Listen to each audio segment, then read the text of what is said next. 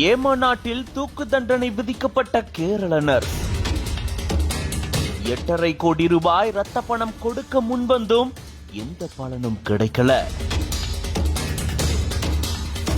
இந்த ரத்த பணம் ஏற்பதுல என்ன சிக்கல் அப்படின்னு மத்திய அரசு நீதிமன்றத்தில் விளக்கியிருக்காங்க. கேரள நர்ஸ காப்பாத்தும் முயற்சியில முழு வீச்சில இறங்கியிருக்காங்க. ரத்த பணம்னா என்ன, இந்த விவகாரத்துல அவங்க ஏன் ஏற்க மறுக்கிறாங்க, விரிவா இந்த வீடியோல பார்க்கலாம். கேரளாவை சேர்ந்தவங்க நர்ஸ் நிமிஷா பிரியா. இவங்க ஏமன் நாட்டுல வசிச்சுட்டு வந்தாங்க.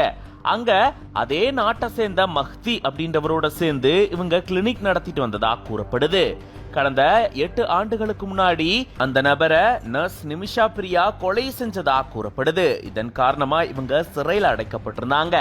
இந்த நிலையில தான் 2020ஆம் ஆண்டே இவங்களுக்கு நீதிமன்றம் தூக்கு தண்டனை விதிச்சிருந்தது. மேல்முறையீடு செஞ்ச நிலையில இப்போ மீண்டும் அவங்களுக்கு தூக்கு தண்டனையானது உறுதி செய்யப்பட்டிருக்கு. ஜூலை 16ஆம் தேதி இந்த தூக்கு தண்டனை நிறைவேற்றப்படும் அப்படின்னு கூறப்பட்டிருந்தது. இந்த நிலையில தான் இந்த தூக்கு தண்டனையை ரத்து செய்ய சொல்லி இந்தியா சார்பில் மத்திய அரசு முறையிட்டு வருது. இந்த வழக்குல என்ன நடக்குது, ஏமன் நாட்டுல இது தொடர்பா என்ன சொல்றாங்க அப்படின்ற அது தொடர்பான வழக்கு விசாரணை உச்ச நீதிமன்றத்தில் நடந்தது. அப்பதான் மத்திய அரசு அங்க என்ன நடக்குது அப்படின்ற விளக்கத்தை நீதிமன்றத்துக்கு கொடுத்திருந்திருக்காங்க. இது ரொம்பவே சிக்கலான பிரச்சனை அப்படின்னு மத்திய அரசு குறிப்பிட்டிருக்கு. அதுலயும் இதுல தலையிடுறதுக்கு சில தூதரக வழிகள் மட்டும்தான் இருக்கு அப்படின்னும் அனைத்திலையும் அரசு முயன்று வரதாகவும் அவங்க தெரிவிச்சிருந்திருக்காங்க. ஏமன்ல என்ன நடக்குது அப்படின்னு எங்களால தெரிஞ்சுக்க முடியல. மேலும் ஏமன் அதிகாரிகள் மற்றும் அங்க இருக்கக்கூடிய வழக்கறிஞர்களோட தொடர்புல இருக்கும், பேச்சுவார்த்தைகள் நடந்துட்டு வருது.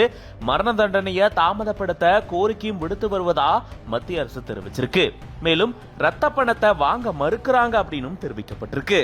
ரத்த பணம் அப்படின்றது பாத்தீங்கன்னா பாதிக்கப்பட்ட நபருடைய குடும்பத்தாருக்கு வழங்கப்படக்கூடிய ஒரு நிவாரண தொகை தான். குற்றம் சாட்டப்பட்டவர் நிவாரண தொகை வழங்கி அதை பாதிக்கப்பட்டவருடைய குடும்பத்தார் ஏற்றுக்கொண்டா அவங்களுக்கான அந்த தண்டனையானது ரத்து செய்யப்படுமாம். இது சில இஸ்லாமிய நாடுகள்ல நடக்கிறது வழக்கம் அப்படின்னு சொல்லப்படுது. இத தியா அப்படின்னு சொல்லுவாங்க. இந்த நிலையில தான் மஹ்தி குடும்பத்தார் இதை ஏற்க மறுக்கிறதா சொல்லப்பட்டிருக்கு.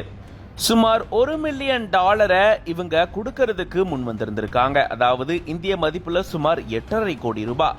இதை கொடுக்க முன்வந்துமே மக்தி குடும்பத்தார் கௌரவம் காரணமா இதை ஏற்க மறுக்காம அமைதியா இருக்கிறதா கூறப்படுது. மேலும் செல்வாக்கு மிக்க ஷேக் ஒருத்தரை வச்சு கூட முயற்சி செஞ்சும் அந்த முயற்சி பலன் அளிக்கல அப்படின்னும் கூறப்பட்டிருக்கு. தொடர்ந்து முயற்சி செஞ்சுட்டு வரதாகவும் இவங்களுடைய இந்த தண்டனையை ஒத்திவைக்க சொல்லியும் கோரிக்கையும் விடுக்க